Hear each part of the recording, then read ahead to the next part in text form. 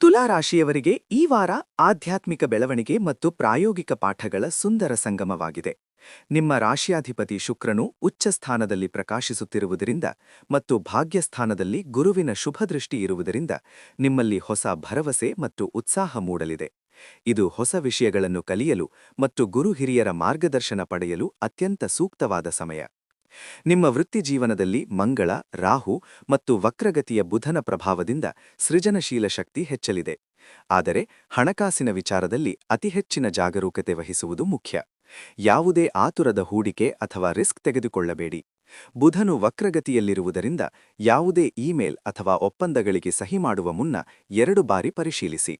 ನಿಮ್ಮ ಶ್ರಮಕ್ಕೆ ತಕ್ಕ ಪ್ರತಿಫಲ ಸ್ವಲ್ಪ ತಡವಾದರೂ ಖಂಡಿತವಾಗಿಯೂ ಸಿಗಲಿದೆ ಎಂದು ಗುರು ಭರವಸೆ ನೀಡುತ್ತಿದ್ದಾನೆ.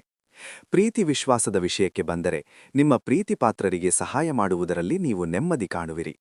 ಆದರೆ ಶನಿಯ ಪ್ರಭಾವವಿರುವುದರಿಂದ ಇತರರ ಭಾವನಾತ್ಮಕ ಹೊರೆಯನ್ನು ಅತಿಯಾಗಿ ಹೊರಬೇಡಿ. ನಿಮಗಾಗಿ ಕೆಲವು ಮಿತಿಗಳನ್ನು ಹಾಕಿಕೊಳ್ಳಿ. ಮಕ್ಕಳೊಂದಿಗೆ ಅಥವಾ ಸಂಗಾತಿಯೊಂದಿಗೆ ಮಾತನಾಡುವಾಗ ತಾಳ್ಮೆಯಿಂದ ಇರಿ ಮತ್ತು ಅವರ ಮಾತನ್ನು ಹೆಚ್ಚು ಆಲಿಸಿ. ಆರೋಗ್ಯದ ದೃಷ್ಟಿಯಿಂದ ನಿಮ್ಮ ದಿನಚರಿಯನ್ನು ಸುಧಾರಿಸಿಕೊಳ್ಳಲು ಇದು ಸಕಾಲ. ಸ್ಥಗಿತಗೊಂಡಿದ್ದ ವ್ಯಾಯಾಮದ ಹವ್ಯಾಸಗಳನ್ನು ಮತ್ತೆ ಆರಂಭಿಸಿ.